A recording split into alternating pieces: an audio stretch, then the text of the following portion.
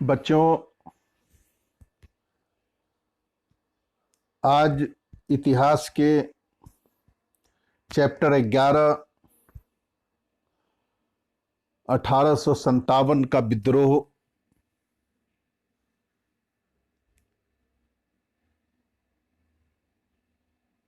के दूसरे अन्य बिंदुओं पर चर्चा करेंगे। शुरुआती दौर में मैंने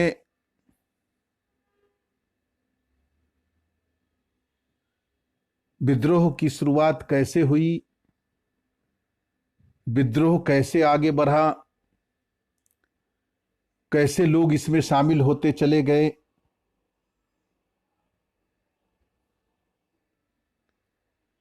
किन किन लोगों को निशाना बनाया गया,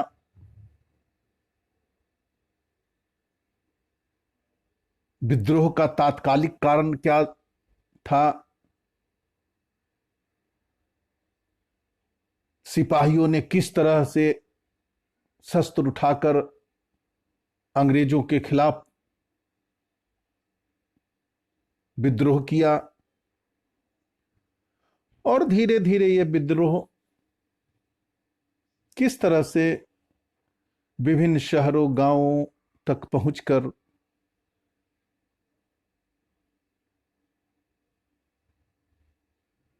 लोगों को प्रभावित किया और कौन लोग इसकी अगुवाई कर रहे थे, इस पे संक्षेप में चर्चा हुई थी।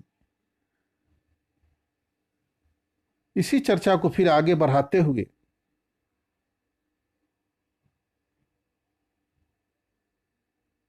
इसके दूसरे बिंदुओं पर बात की जाएगी। ध्यान से समझना है, और मैं जो बता रहा हूं ये आपके एकदम टेक्स्ट बुक के एनसीईआरटी बुक के हिसाब से है। अगर इस व्याख्यान को आपने सुन लिया, एक बार टेक्स्ट बुक को आपने पढ़ लिया, तो निश्चित रूप से पूरा घटनाक्रम आपको समझ में आएगा। और सवाल जब पूछे जाएंगे तो आपने अगर सही ढंग से सुना है, किताब को पढ़ा है, अभ्यास किया है, तो निश्चित रूप से आपको लाभ मिलेगा। लेकिन इसके लिए आपको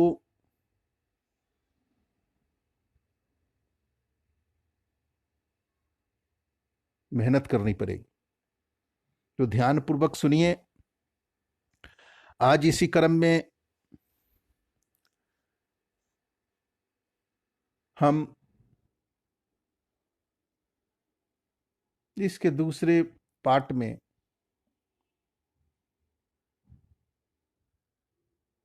विभिन्न पहलुओं पर चर्चा करेंगे।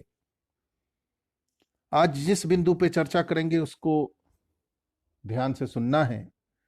आज हम अफवाहें और भविष्यवाणियां किस तरह से इस आंदोलन में काम कर रही थी, इस पे बात करेंगे। अफवाह के क्या स्रोत थे, लोग अफवाह पर विश्वास क्यों कर रहे थे,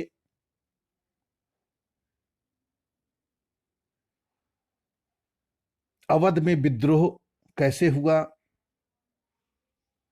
सहायक संधि क्या थी, और अंग्रेजों की अवध में दिलचस्पी क्यों थी, इस बिंदुओं पर बात करेंगे। और ये सारे बिंदु बहुत महत्वपूर्ण हैं। हर टॉपिक से सवाल आता है। ये अंधविश्वास, अफवाह, अवध में विद्रोह, अंग्रेजों की दिलचस्पी, तो हर बिंदु बहुत महत्वपूर्ण है। आपको ध्यान से सुनना है और याद भी करना है।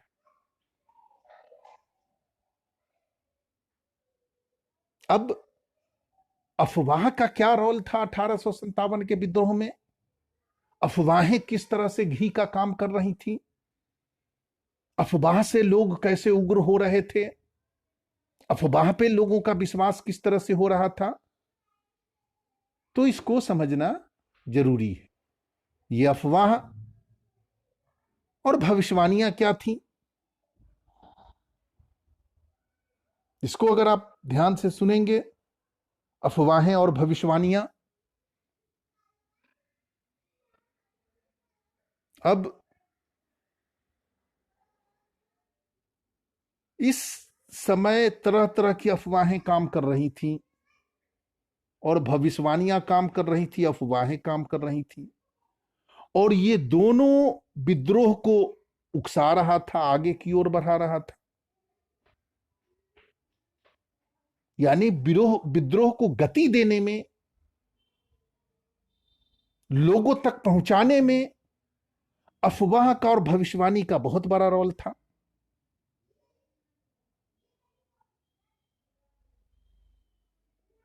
क्या था भाई? एक एनफील्ड राइफल आया था जिसका सिपाही, भारतीय सिपाही विद्रोह कर रहे थे। ये क्या था? इसमें जो कारतूस भरा जाता था, उसको इस्तेमाल करने से पहले उसे मुंह से खींचना पड़ता था।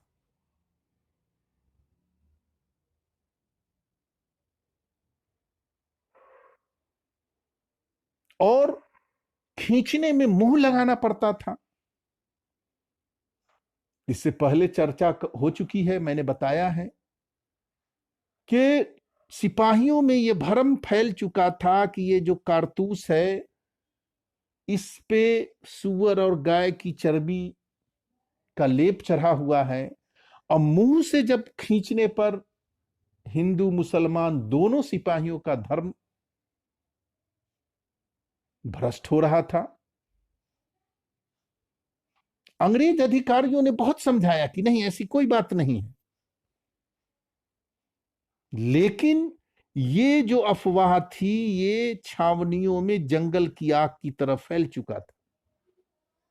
अंग्रेज अधिकारी के लाख समझाने के बावजूद भी सिपाही इस बात को मानने के लिए तैयार नहीं थे कि अंग्रेज अधिकारी जो बता रहा था कि नहीं, ऐसी कोई बात नहीं है, इसमें किसी तरह के जानवरों के चर्बी का इस्तेमाल नहीं हुआ है, ये सिपाही मानने के लिए तैयार नहीं थे। और ये अफवाह विद्रोह को फैलाने में, आगे बढ़ाने में घी का काम कर रहे थे। और यही कारण है कि 10 मई 1857 को मेरठ से ये आग की लपट उठ पड़ी। ये अफवाह रुकने का नाम नहीं।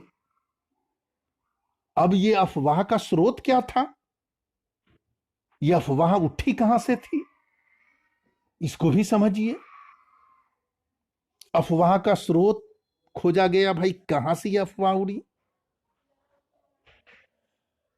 राइफल इंस्ट्रक्शन डिपो के एक कैप्टन ने अपनी रिपोर्ट में लिखा था कि दमदम स्थित, दमदम एक स्थान है बंगाल में, शस्त्रागार में काम करने वाले नीची जाति के खलासी, खलासी कहते हैं जो नीचे हेल्पर का काम करते हैं, जो निम्न जाति का था। जनवरी 1857 की घटना है कि एक ब्राह्मण सिपाही ने पानी पिलाने को कहा।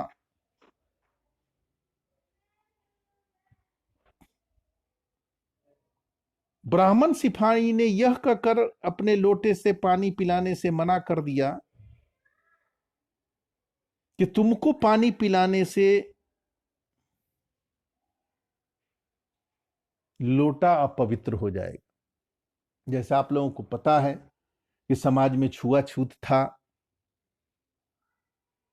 अब ये जो एक अंग्रेज अधिकारी अपनी रिपोर्ट में लिखता है कि ये दमदम शस्त्रागार की ये घटना है, ये घटना किस तरह से आगे काम करती है, इसको देखिए।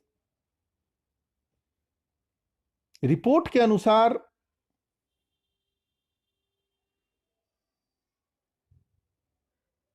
इस पर खलासी ने जवाब दिया। क्या जवाब दिया? देखिए ये, कि जल्द ही तुम्हारी जाति भ्रष्ट होने वाली है। ब्राह्मण को उस खलासी ने, लेबर ने जवाब दिया, क्योंकि अब तुम्हें गाय और सूअर, ये जो दो जानवरों की चर्बी वाले करतूस को मुंह से खींचना पड़ेगा। एक खलासी ने जो ब्राह्मण सिपाही को जवाब दिया, वही इस अफवाह का मुख्य स्रोत बन गया। और यह घटना अफवाह का ऐसा रूप धारण किया, अंग्रेजों के खिलाफ असंतोष था ही भारतीय सिपाहियों में, उसके साथ अत्याचार होता था, दमन होता था, उसके साथ भेदभाव होता था, ये सारी बातें थी। लेकिन यह एक छोटी सी घटना यह अफवाह का विकराल रूप धारण कर लेता है और इसको एक अंग्रेज की साजिश माना जाता है कि अंग्रेज सरकार ने हिंदू मुसलमान जाति के धर्म को नष्ट करने का एक साजिश के रूप में मान के चलते हैं कि यह अंग्रेजों की साजिश है मुसलमानों को, हिंदुओं को भ्रष्ट करने का और पवित्र करने का, इसका धर्म नष्ट हो जाएगा। अब दूसरी एक अफवाह और काम कर रही थी कि अंग्रेजों ने बाजार में मिलने वाले आटे में सूअर और गाय की हड्डियों का चूरा मिलवा दिया।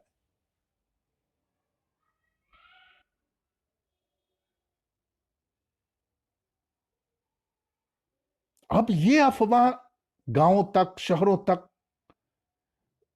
इसके बाद शहरों और छावनियों में अफवाह सिपाहियों और आम लोगों ने आटे को छूने से भी मना कर दिया। अब ये जो अफवाह थी, यह अफवाह ऐसी फैली कि सिपाहियों ने आम लोगों में जो आटा बाजार में मिलता था उसको छूने से भी मना कर दिया कि इसके अंदर गाय और सूअर की चर्बियों का मिश्रण है।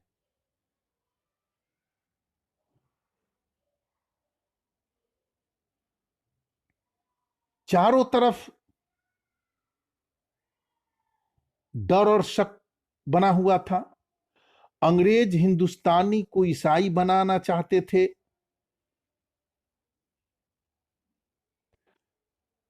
अंग्रेजों ने लाख समझाने की कोशिश किया, लेकिन भारतीयों पर इसका कोई असर नहीं पड़ा। अंग्रेज अधिकारी समझाने में नाकाम रहे कि ये जो अफवाह है इसमें सच्चाई कुछ नहीं है, ऐसा कुछ नहीं है। लेकिन जो अविश्वास था अंग्रेजों के प्रति,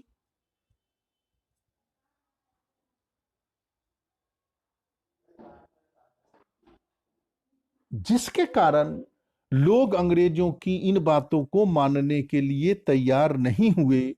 और ऐसे भी अंग्रेजों का प्रयास था, बहुत सारी मशीनरियां काम कर रही थी, ईसाई धर्म का प्रचार प्रसार किया जा रहा था, गरीब आदिवासियों को प्रलोभन दे के धर्म परिवर्तित किया जा रहा था। तो परिस्थितियां ऐसी बन रही थी कि लोग अंग्रेज अधिकारियों की इन बातों को मानने के लिए तैयार नहीं थे।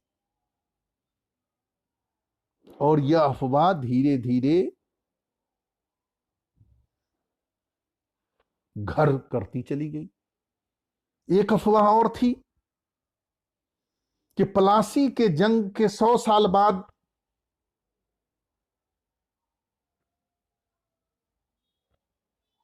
देश आजाद हो जाएगा और 23 जून 1857 को अंग्रेजों का शासन खत्म हो जाएगा। यह भी अफवाह थी। लोगों के अंदर यह भी भ्रम फैला हुआ था कि 23 जून 1857 को अंग्रेजों का शासन खत्म हो जाएगा। किसी ने ये भविष्यवाणियां की थी। तो ये सब चीजें अफवाह का विकराल रूप धारण कर रही थी। अन्य गांवों में क्या था? ये उत्तर भारत के विभिन्न गांवों में चपातियां बांटने की रिपोर्ट आ रही थी। ऐसा बताया जाता था कि रात में एक आदमी गांव में आकर चौकीदार को चपाती तथा 5 चपाती बनाकर अगले गांव में पहुंचाने का निर्देश दिया जाता था कि गांव में एक चौकीदार को एक चपाती तथा देता था और कहता था 5 चपाती बनाकर अगले गांव में पहुंचाना है। चपाती बांटने का मतलब और मकसद उस समय भी स्पष्ट नहीं था और आज भी स्पष्ट नहीं है, लेकिन इसमें कोई शक नहीं कि यह सारा घटनाक्रम उथल पुथल बदलाव का संकेत दे रहा था।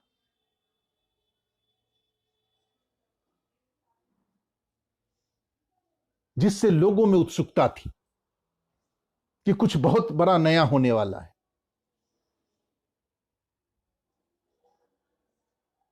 यही कारण है कि लोग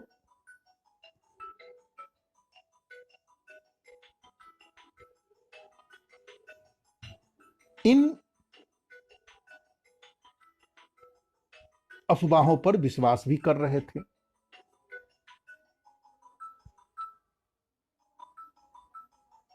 अब governor general Lord William Bentinck के नेतृत्व में ब्रिटिश सरकार ने पश्चिमी शिक्षा, पश्चिमी विचारों, पश्चिमी संस्थानों के जरिए भारतीय समाज में सुधार करने की एक खास नीति लागू की।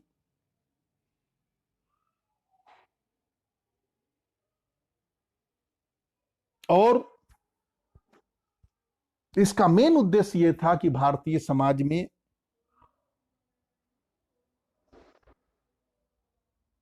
कुछ सुधार आए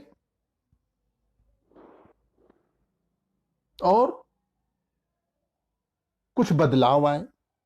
यह अंग्रेजी माध्यम से यह बदलाव था और यही बदलाव के उद्देश्य से स्कूल, कॉलेज, विश्वविद्यालय की स्थापना की गई,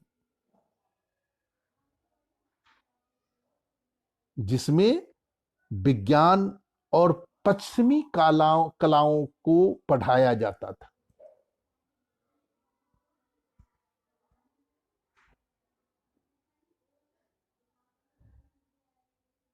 कि लोग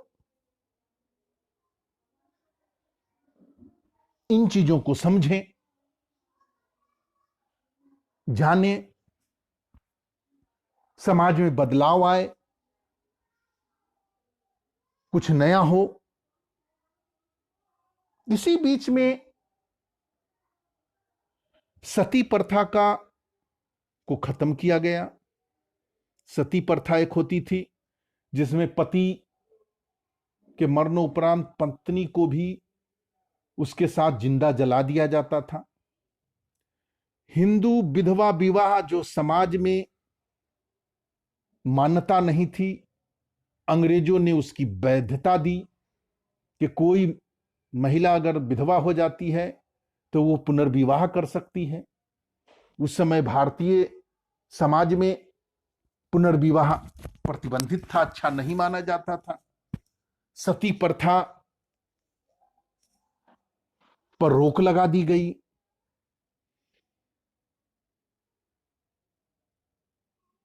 शासकीय दुर्बलता और दत्तकता को अवैध घोषित किया गया।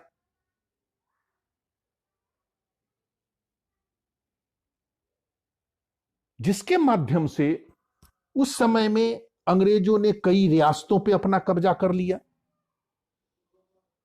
जैसे ही अंग्रेजों का कब्जा हुआ, अंग्रेजों ने अपने ढंग से शासन व्यवस्था चलाना शुरू कर दिया। एक कानून लेकर आए थे कि कोई भी राजा रजवाड़ा जिसके पास पुत्र नहीं है, उसका अपना उत्तराधिकारी नहीं है, तो कोई दत्तक पुत्र, गोद लिया हुआ बच्चा उसका उत्तराधिकारी नहीं हो सकता। इस कानून से उस समय के कई राजा रजवाड़ों पे संकट आ गया, जिसमें नाना साहब थे। लक्ष्मीबाई, झांसी की रानी लक्ष्मीबाई थी और अन्य कई राजे रजवाड़े थे। नए कानून लागू करने से भूमि विवादों को निपटाने तथा भू राजस्व की वसूली की व्यवस्था लागू कर दी गई और उत्तर भारत के लोगों पर इन सब कार्रवाइयों का गहरा प्रभाव पड़ा। ये जो अंग्रेजों का बदलाव हो रहा था, इसको उस समय की परिस्थितियां स्वीकार नहीं कर रही थी, जिसके कारण यह विद्रोह घर करता चला गया। लोगों को लगता था कि अब तक जिन चीजों की कद्र करते थे उनको वह पवित्र मानते थे, चाहे वो राजे रजवाड़े हो या धार्मिक रीति रिवाज हो, उसे खत्म किया जा रहा है, उसका दमन किया जा रहा है। लोगों में विश्वास हो रहा था कि हमारी जो मान्यताएं हैं, हमारे जो आराध्य हैं, हमारे जो राजे महाराजे हैं, उस समय में राजा महाराजा को भी भगवान का प्रतिनिधि माना जाता था, उसको नष्ट किया जा रहा है। तो ये सारे घटनाक्रम अंग्रेजों के प्रति अविश्वास को गहरा कर रहा था।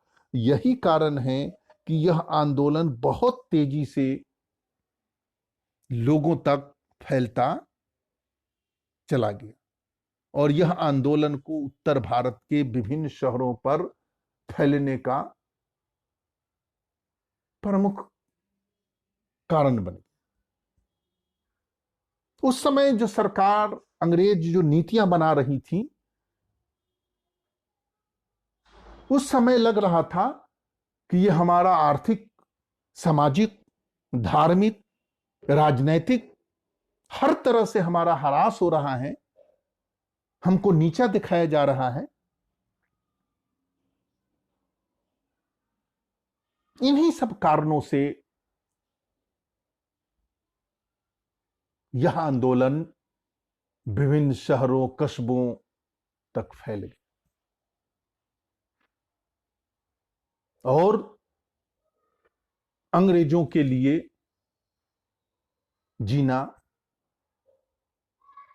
दोभर हो गया। अब अवध में विद्रोह, अवध का बहुत बड़ा क्षेत्र जो अभी तक अंग्रेजों के पूर्ण नियंत्रण में नहीं था, यह भौगोलिक दृष्टिकोण से यह अवध का क्षेत्र बहुत ही महत्वपूर्ण था अंग्रेजों के लिए। अंग्रेज इस पे पूर्ण नियंत्रण चाहते थे और ये जो बदलाव हो रहा था वो अवध को, अवध के राजे रजवाड़े को, अवध के नवाबों को, अवध के लोगों को बुरी तरह से प्रभावित कर रहा था। अवध के लोगों को लगता था कि अंग्रेज हमारे ऊपर अपना शिकंजा कसता जा रहा है, अपनी मनमानी हमारे ऊपर थोपता जा रहा है। तो ये अवध का विद्रोह देखिए, 1851 में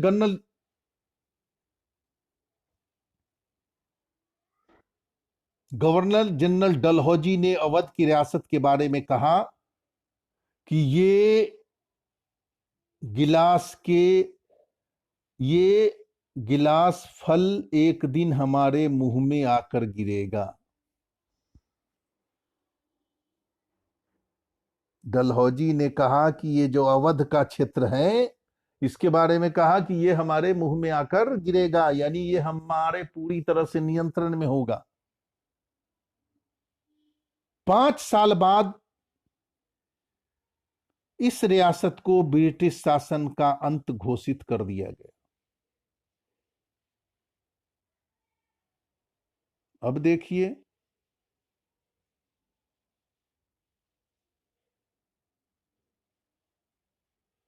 अवध की रियासत के लिए लंबा सिलसिला चलता है। इसके लिए अंग्रेजों ने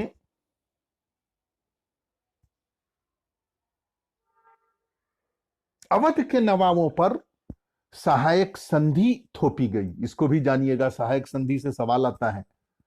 इसके विभिन्न बिंदुओं को समझिए, किताब में भी दे रखा है, मैं बता भी रहा हूं, यहां भी उल्लेखित है।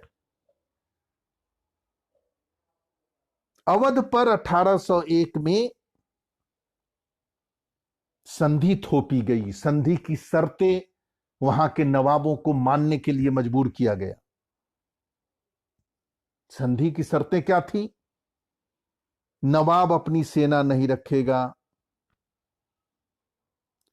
रियासत में अंग्रेजों की सेना की तैनाती होगी और दरबार में मौजूद ब्रिटिश रेजिडेंट की सलाह पर अमल किया जाएगा। ये सहायक संधि की शर्त थी। अब ये समझिए, ये रेसिडेंट क्या होता है? गवर्नर जनरल का प्रतिनिधि को कहा जाता था उस समय, जो ऐसे राज्य पे तैनात किया जाता था जो अंग्रेजों के प्रत्यक्ष शासन के अंतर्गत नहीं आते थे। वहां पर एक रेसिडेंट नियुक्त होता था। उसी के दिशा निर्देशन पे ये ब्रिटिश गवर्नमेंट का एक प्रतिनिधि होता था, ये निगरानी करता था और फिर आगे वो रिपोर्ट देता था, जिसपे ब्रिटिश गवर्नमेंट का प्रत्यक्ष शासन नहीं होता था। उस वहां पर एक रेसिडेंट अधिकारी होता था जो वहां की शासन पर निगरानी रखता था। अब देखो, और सहायक संधि में क्या शर्तें थी? जब नवाब अपनी सैनिक ताकत से वंचित हुआ, उसके बाद नवाब रियासत में कानून व्यवस्था बनाए रखने के लिए अंग्रेजों पर निर्भर हो गया। विद्रोही मुखिया ताल्लुकदार नवाब के नियंत्रण में नहीं रहे। जब अंग्रेजों के नवाब के पास सेना नहीं होगी, कानून व्यवस्था नहीं होगी, तो उसके अधीन जो ताल्लुकदार थे, जो जमींदार थे, जो नवाबों के अधीन थे, वो कभी नवाब की बात नहीं मानते थे, तो उसको नवाब अपनी सेना भेजकर उसको अपने अधीन करते थे, उन पे नियंत्रण किया करते थे। अब सेना हटने के बाद उस पर से इसके सारे नियंत्रण समाप्त हो गए। नवाबों राजाओं का नियंत्रण अपने क्षेत्र पे कमजोर पड़ गया।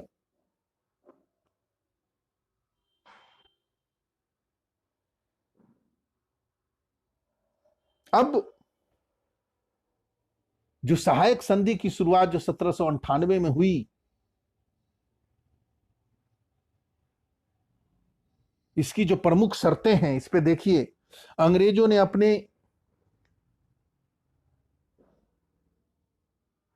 अपने सहयोगी और बाहरी आंतरिक चुनौतियों की रक्षा करेंगे।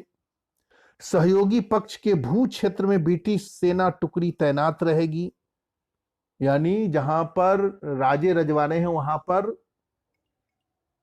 अंग्रेज सेना रहेंगी। सहयोगी पक्ष की टुकड़ी का रखरखाव व्यवस्था, अंग्रेज अधिकारियों का खर्च, उसका रखरखाव, उसकी व्यवस्था, ये सारा कौन करेंगे? ये वहां के शासक करेंगे, जो नवाब करेंगे, जो राजा करेंगे।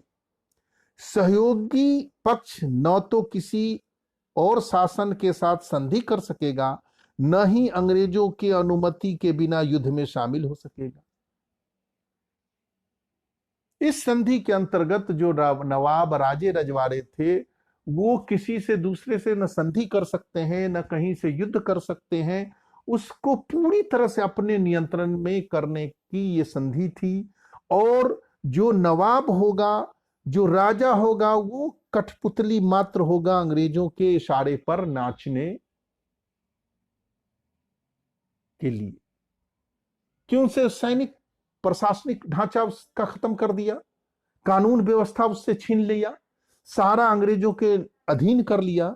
तो इस संधि के अंतर्गत राजे रजवाड़ों को निष्क्रिय करना, पंगु बनाना, शक्तिहीन बनाना मेन उद्देश्य था। और जो इनकी संधि को नहीं मानता, उसको तत्काल प्रभाव से उसके राजे से समाप्त कर दिया जाता था। तो ये सहायक संधि इन नवाबों के लिए, राजे रजवाड़ों के लिए बहुत घातक सिद्ध हुई। और उसके बाद यह संधि थोपने के बाद ये राजे रजवाड़े ये रीढ़ विहीन हो गए, इनकी शक्ति पूरी तरह से समाप्त हो गई, ये पूरी तरह से अंग्रेजों के अधीन आ गए। तो जब अवध पर सहायक संधि ला दी गई तो वहां के नवाब वाजिद अली शाह मजबूर हो गए, उसकी सारी शक्ति समाप्त हो गई। नवाब वाजिद अली शाह अपने अवध के क्षेत्रों में, लखनऊ के आसपास में बड़े लोकप्रिय थे, हर दिल अजीज थे, लोगों में उनकी बड़ी मान्यता थी, लोग उसको बड़ी प्रतिष्ठा के निगाह से देखते थे। लेकिन जब अंग्रेजों ने अपने अधीन किया तो वो शक्ति विहीन हो गए, वो कठपुतली मात्र रह गए और उनको सत्ता से बेदखल किया जाता है। इसके आगे देखिए ये क्या होता है। अवध में इनकी दिलचस्पी क्यों थी अंग्रेजों की? अब देखिए ये दिलचस्पी, ये महत्वपूर्ण बिंदु है। अवध में नील और कपास की खेती होती थी। उस समय ये नकदी फसल होती थी, ये दोनों फसल ये बहुत महत्वपूर्ण था। इससे डायरेक्ट अंग्रेजों को नकदी प्राप्त होती थी। उत्तर बड़े बाजार में विकसित किया जा उत्तर भारत को एक बड़े बाजार में विकसित किया जा सकता था। क्यों विकसित किया जा सकता था? यह मैदानी क्षेत्र था, घनी आबादी थी, उपजाऊ भूमि हुआ करती थी, विभिन्न फसलें उगाई जाती थी, विभिन्न तरह के बाजार थे, यहां पर उपभोक्ता की बहुत बड़ी संख्या थी, इसलिए अंग्रेजों की दिलचस्पी यहां थी। और 1850 के दशक के शुरुआत अंग्रेजों ने यहां पर कर दी थी। देश के ज्यादा बड़े हिस्से ये जीत चुके थे, सिर्फ ये अवध का क्षेत्र बाकी था। और अवध का क्षेत्र बहुत महत्वपूर्ण था, मैदानी क्षेत्र था, गंगा का क्षेत्र था, कृषि युग भूमि थी, जमीन बहुत उपजाऊ थी, विभिन्न तरह की फसलें उगाई जाती थी। यह उस समय के लिए बहुत उपयोगी क्षेत्र माना जाता था, इसलिए अंग्रेजों की यहां दिलचस्पी थी। इससे पहले ये अंग्रेज सारा दक्षिण भारत जीत चुके थे। ये मराठा की भूमि दोआब को जीत चुके थे, कर्नाटक जीत चुके थे, पंजाब जीत चुके थे, बंगाल से तो इन्होंने शुरुआत ही की थी। सारा क्षेत्र इनके झोली में था, सिर्फ अवध का क्षेत्र इनके पूर्ण अधीन नहीं था, जिसकी वजह से ये मुकम्मल नहीं था। अवध के अधिग्रहण के साथ ही इसके विस्तार की नीति, भारत पे पूर्ण नियंत्रण की नीति सफल हो जाती है। अवध पे पूरा ये अधिकार हो जाता है। डलहौजी द्वारा जो अधिग्रहण किया गया अवध में, तमाम इलाकों और रियासतों में गहरा असंतोष, जब इसको पे नियंत्रण किया गया तो लोगों में बहुत ज्यादा आक्रोश था, गुस्सा था अवध के लोगों में। मैंने पहले भी बताया कि यहां के नवाब वाजिद अली शाह अपने क्षेत्र में बड़े लोकप्रिय थे, तो लोगों में बहुत ज्यादा गुस्सा था। और अवध को उत्तर भारत का शान कहा जाता था। अंग्रेजों ने यहां के नवाब वाजिद अली शाह को यह कहकर गद्दी से हटाकर कलकत्ता भेज दिया और उन पे लांछन लगाया, उस पे इल्जाम लगाया कि उनसे ये शासन नहीं समझ रहा है, नहीं संभाल पा रहे हैं। जब नवाब वाजिद अली शाह को यहां से जब हटाया गया तो लोगों पर इसका बहुत गहरा प्रभाव पड़ा। इल्जाम लगाया कि यह शासन नहीं संभाल पा रहे, दूसरा इल्जाम लगाया कि यह लोकप्रिय नहीं है, जो वस्तु स्थिति ठीक इसके विपरीत थी, मैंने पहले बताया। और उनको जबरन कलकत्ता के लिए रवाना कर दिया गया। मगर सच्चाई क्या थी कि यहां के लोग उसको दिल से चाहते थे।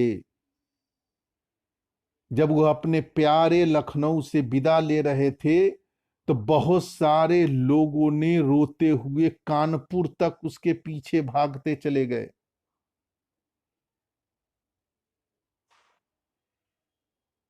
इतना लगाव था। अवध के नवाब के निष्कासन से पैदा हुए दुख और अपमान को उस समय बहुत सारे प्रेक्षकों ने दर्ज किया है।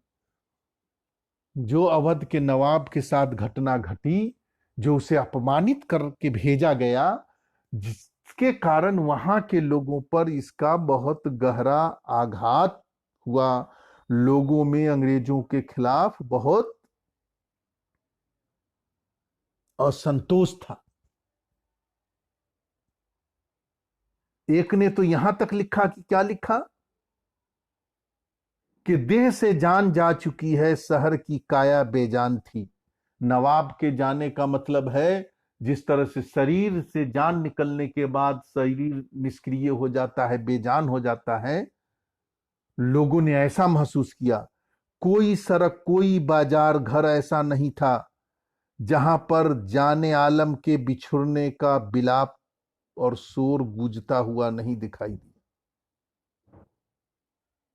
नवाब को हटाए जाने से दरबार और उसकी संस्कृति खत्म हो गई। संगीतकार, कवि, कारीगर, बावर्ची, सरकारी कर्मचारी, बहुत सारे लोगों का रोजी रोटी नवाब के जाने से ही समाप्त हो गई। उससे बहुत लगाव था, बहुत लोगों से जुड़ाव था। तो नवाब के जाने से पूरी अवध की जनता प्रभावित हुई।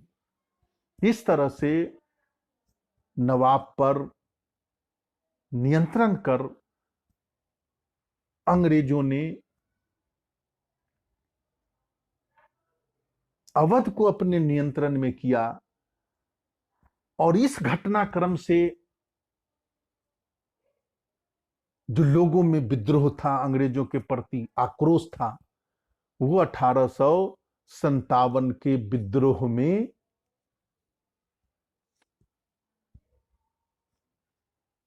फूट पड़ा। हजरत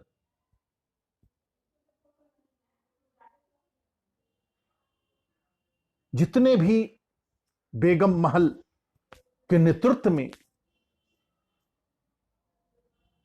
बंगाल में के अन्य क्षेत्रों से लेकर अवध के क्षेत्रों में, लखनऊ में, यह आंदोलन पूरी तरह से अपना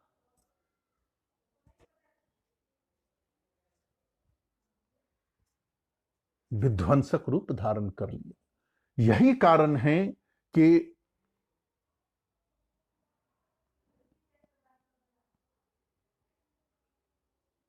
1857 का विद्रोह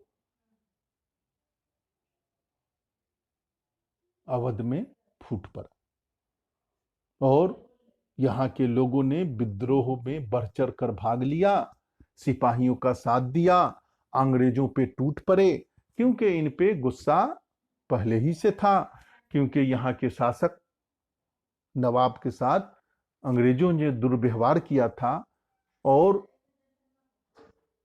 अपमानित किया गया था। इससे लोगों में काफी आक्रोश था। तो आज हमने चर्चा किया अफवाह और भविष्यवाणी, अफवाह के स्रोत, लोग अफवाह पे क्यों विश्वास कर रहे थे,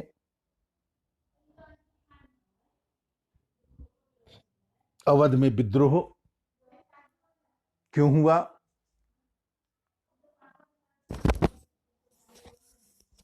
और सहायक संधि के बारे में बात हुई, और फिर अंग्रेजों की दिलचस्पी अवध में क्यों थी, इसके बारे में चर्चा हुई। ये ठीक आपकी किताब में जिस प्रकार से है उसी तरह से दे रखा है।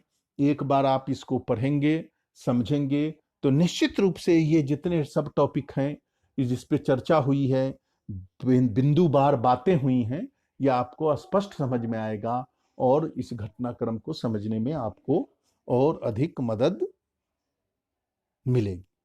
तो आज यहीं तक, फिर आगे हम बात करेंगे 1857 के दूसरे बिंदु पर नेक्स्ट डे। यह चैप्टर से सवाल आता है, इससे बहुत स्पष्ट ढंग से आपको समझाने की कोशिश करेंगे और इनके विभिन्न बिंदु पे बात होगी, ताकि इससे किसी तरह का कोई सवाल आए तो आप उसको करने में सक्षम रहें। तो ध्यान से एक बार एनसीईआरटी को पढ़ना है। किसी तरह की कोई कठिनाई हो तो संपर्क करना है। आज इतना ही, अगले दिन फिर बात करेंगे। बहुत बहुत धन्यवाद।